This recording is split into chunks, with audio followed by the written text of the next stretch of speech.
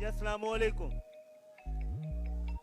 मेरी एहसास जिम्मेदारी तो ये कह रही है कि इस प्रोग्राम की तवालत की वजह से 5 मिनट से ज़्यादा मेरे पास नहीं है। तो मैं कहूँगा जो नोहा हम कराची का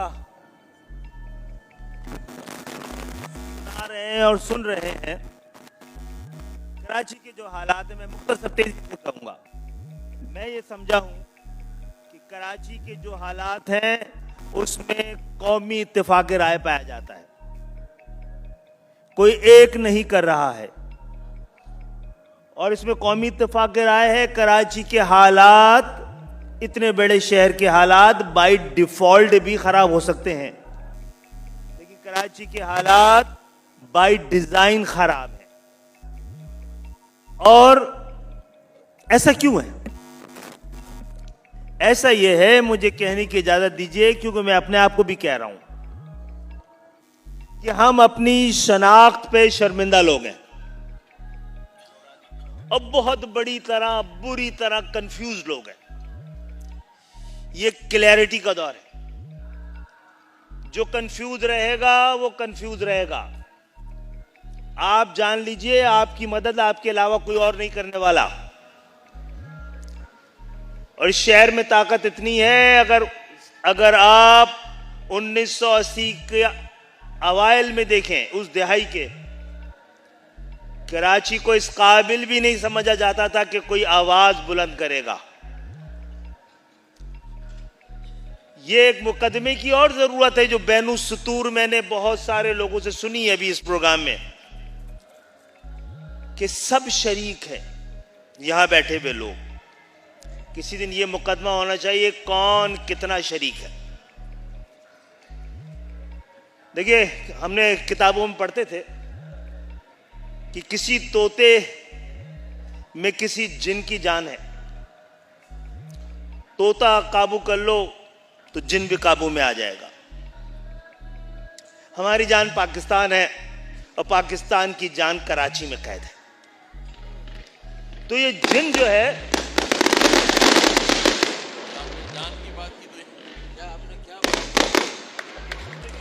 तो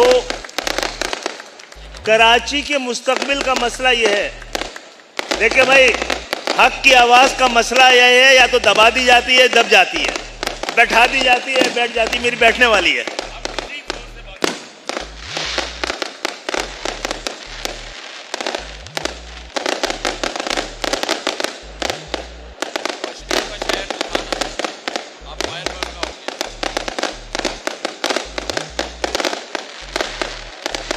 बनने वाली चलेगी भी। ये वो जो आपका वीडियो बनाया लोग, ये बिल्डर है गोल्ड लाइन वाले, उनके यहाँ बच्चे की शादी है।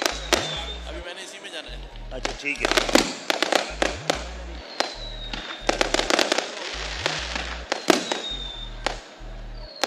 टाइमिंग बहुत अच्छी है इसकी।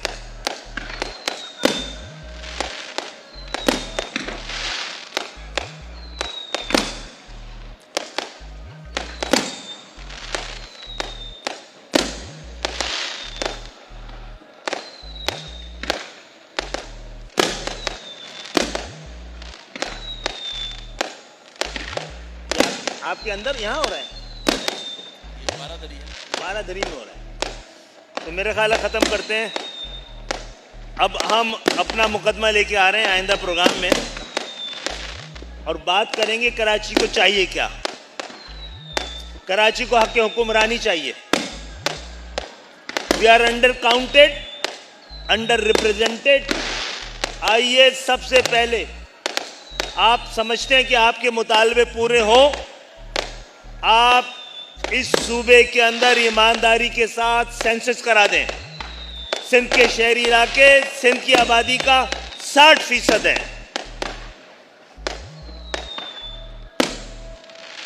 जब ये 60% की आबादी होगी, फिर डिलिमिटेशन और वोटर लिस्ट भी आपकी होगी। तो जितने मुतालबे हम कर रहे हैं, पाकिस्तान पीपुल्स पार्टी कर रही होगी।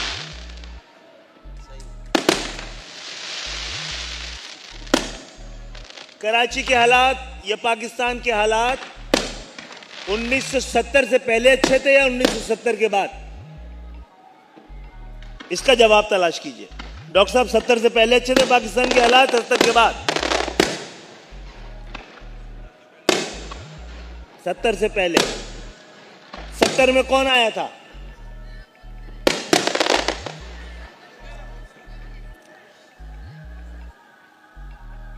मेरी तकरीर धमाकों की नजर हो गई है। अच्छा ठीक है। अच्छा बहरहाल पहली बात तो यह है कि जो कुछ हो सकता है, MQM का एक मुतालबा भी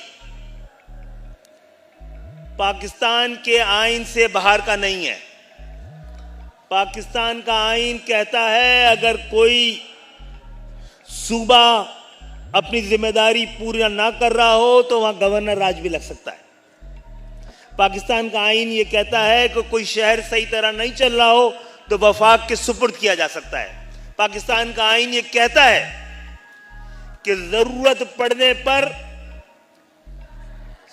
पाकिस्तान के अंदर सूबों की तादाद बढ़ाई जा सकती है। MQM का मुतालबा इनके अलावा कुछ भी नहीं है। MQM का मुतालबा यह है कि आईन हमें यह कहता है और तकादा करता है कि पाकिस्तान के आवाम को सही गिना जाए। हमारा मुतालबा इससे दीगर कोई नहीं है। और जो मुल्क मर्दम शुमारी ना करा सके वो मर्दम शनासी कहां से कराएगा? और कराची के फौरी मसले का हल, पहली बात तो यह है कि ताजिर बरादरी से काम यह है कि ऐवानों में जाकर हम कराची का मुकदमा लड़ रहे हैं और जरूरत इस बात की है कि अब अदालतों में कराची का मुकदमा लड़ा जाए। इसमें आप अवाम की अदालत में हम लड़ लेंगे, अदालतों में आप हमारा साथ दीजिए। कराची के एक इशू को अदालतों में ले जाकर अपने मामलात को उठाने की कोशिश करें।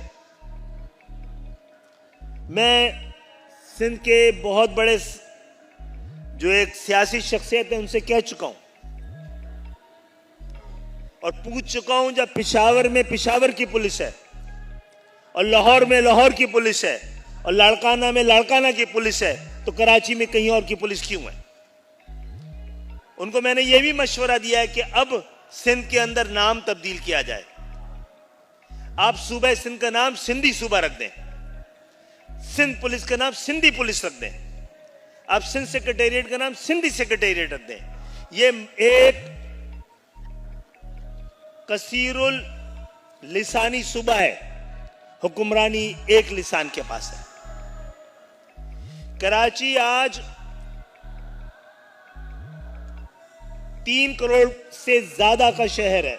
ये 3 करोड़ की आबादी 3 करोड़ की आबादी आसिफ अली जरदारी साहब ने पिछले अपने दौर में 3 करोड़ कही थी और इस दौर में 4 करोड़ कही है। ये मैंने मेरे सामने की है। लेकिन उनका तकाजा यह भी है कि है 4 करोड़ की, गिनी 1.5 करोड़ जाए। तो मैं सारे मुतालबे, सारी बातें हो चुकी हैं। कितने ही हिंदुस्तान के कितने ही शहर उजड़े थे तो कराची आबाद हुआ था। और हमारे हुक्मरान ये समझते हैं कि कराची उजड़ेगा तो पाकिस्तान के कई शहर आबाद होंगे। और उन्होंने कराची को उजाड़ा लेकिन आबाद कोई भी नहीं हो सका। हम बड़े खुशनसीब हैं भाई, हम बड़े खुशनसीब हैं कि हमारे पास इतना जबरदस्त दारुल खिलाफा है जहां हम ऐसा दारुल खिलाफा है कि हम खुशनसीब लोग बगैर वीजे के जाते हैं। ऐसा दारुल खिलाफा जिसका अपने मुल्क के मसाइल से कोई ताल्लुक ही नहीं है। ना वो पाकिस्तान की गुर्बत को रिप्रेजेंट करता है, ना जहालत को रिप्रेजेंट करता है, ना जराइम को रिप्रेजेंट करता है। एक नई दुनिया है। ये इस शहर के बलबूते पर उस शहर की रौनकें आबाद है। इस शहर के बलबूते पर उस शहर की रंगीनियां आबाद है। आप कहते हैं कि हुक्मरान वजीर आजम क्यों नहीं आते, कराची में अब रंगीन रातें नहीं है, वो इस्लामाबाद में मौजूद है। तो हम तैयार हैं। एक बात तय कर लीजिए, किसी दिन बात हो जाए कि ये MQM का कराची के हालात को खराब करने में कितना हाथ है। आज बात करने की गुंजाइश नहीं है इसमें। पहली बात तो यह है कि जिन हालात को MQM की पैदावार समझा गया है, दरअसल MQM उन हालात की पैदावार है। जब तक ये तरतीब दुरुस्त नहीं होगी, बात नहीं बनेगी।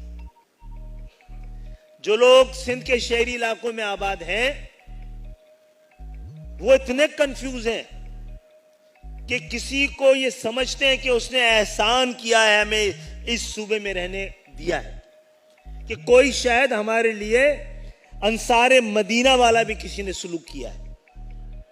सिंध के 26 शहरों में से जो क़याम पाकिस्तान से पहले 26 म्यूनिसिपैलिटीज थी, उनमें से 21 हिंदू मेजॉरिटी थी, 24 हिंदू मेजॉरिटी थी। हम अपने हिस्से का पाकिस्तान अपने साथ लाए थे। पाकिस्तान पे किसी का क्लेम है तो हमारा क्लेम है। सिंध के हुक्मरान नहीं बता सकते कि पाकिस्तान में कब आए थे, क्यों आए थे, किस नजरिए के तहत आए थे। जो लोग सिंध के शहरी इलाकों में रहते हैं, उनको कंफ्यूज नहीं रहना होना चाहिए। उनको पता है कि वो पाकिस्तान में कब आए थे, क्यों आए थे, अपने इरादे और इख्तियार के साथ आए थे। फारूक भाई ये कह रहे हैं, और एक बैनुल अक़वामी मुआहदे के तहत आए थे। फारूक भाई का कहना यह है कि 10,000 का धरना था कश्मीर का, और सारे मुतालबे मान लिए गए। आपके तो इतने लोग निकले थे, उस पर फायर खोल दिया गया था। आपके MNAs MPs ने रजाकाराना धरने के लिए, रजाकाराना गिरफ्तारी के लिए निकले थे। तो बहरहाल MQM सही तैयार है धरने के लिए, आप लोगों को दावत देती है। बात यही है कि ताकत हमारी तहजीब नहीं है। हम अपनी तहजीब को अपनी ताकत समझते हैं, और अलविया यह है कि जो दुनिया के बेहतरीन गुलाम होते हैं, वो बदतरीन आका साबित होते हैं। पाकिस्तान की 77 साल तारीख ने यह साबित किया है। बड़ी डिटेल से बात आप सबने की है, और 140A आइन में दर्ज है। MQM अदालतों में जाकर यह मुकदमा जीत चुकी है। अब कराची की सिविल सोसाइटी को चाहिए, कराची के ताजिर बरादरी को चाहिए, यह मुतालबा हमसे करने के बजाय जो ये अदालत, या तो हमारे साथ अदालत चले, और हम कंटेम्प्ट ऑफ कोर्ट का, कि ये कई साल हो गए हैं, अदालतों का फैसला आ चुका है। 140A का बेनिफिशियरी कराची नहीं, ये पूरा पाकिस्तान होगा। 2022 में आ गया था, MQM गई थी, MQM ने हासिल किया है। इसी तरह आइए, कराची का मुतालबा यह है कि कराची को सूबा बनाया जाए। MQM का मुतालबा यह है कि पूरा पाकिस्तान, ये मगरिबी पाकिस्तान जो अब पूरा पाकिस्तान है, आबादी के वक्त ये 2.5-3 करोड़ का था। उस वक्त 4 सूबे थे, और आज ये 25 करोड़ का है। आज भी ये 4 सूबे हैं। तो पूरे पाकिस्तान में सूबे बनाए जाने चाहिए, और कराची का मुकदमा सबसे मजबूत मुकदमा है। आप लोग एग्री करते हैं इसको? आप इस मुतालबे के साथ हैं? और जब तक ये इसमें अगर ताखीर हो रही है, तो फौरी तौर पर सिंध हुकूमत 17 साल में नाकाम हो गई है सिंध को संभालने में। सिंध के शहरी इलाकों के साथ जो कुछ हुआ है, 2008 में कराची दुनिया के 10 इमर्जिंग सिटी में था। 17 साल बाद दुनिया के 4 बदतरीन रिहाइश के काबिल शहरों में है। तो इसमें एमक्यू में कितना हाथ होगा भाई? 17 साल से एक सूबे में एक सियासी जमात की हुकूमत है। 100% उन शहरी इलाकों में जहां उसकी कभी नुमाइंदगी नहीं रही है। सिंध में 2 तबके हैं, एक वो 97% कराची देता है सिंध के बजट का, बाकी हैदराबाद में पुखाज नवाब शाह शक्कर। एक तरफ वो हैं जो सिंध के बजट का 100% देते हैं और इनका 1% का इख्तियार नहीं है। दूसरे तरफ वो तबका है जो 1% भी नहीं देता है और उसके पास 100% इख्तियार है। इस तरह घर चल सकते हैं? तो आप सूबे को इस तरह चलाते हैं? इससे कोई मसावत हो सकती है, इसमें कोई मुकालमा हो सकता है? उसका टाइम गुजर चुका है जनाब। ऐवान में आवाज उठा रहे हैं, अदालतों से बात करेंगे और आखिरी वक्त और आखिरी रास्ता आईन और कानून देता है सड़कों का। हम तैयार हैं, कराची को तैयार होना है। मेरे ख्याल है मैं यहीं पे बंद करता हूं। आइंदा हम बुलाते हैं आपको।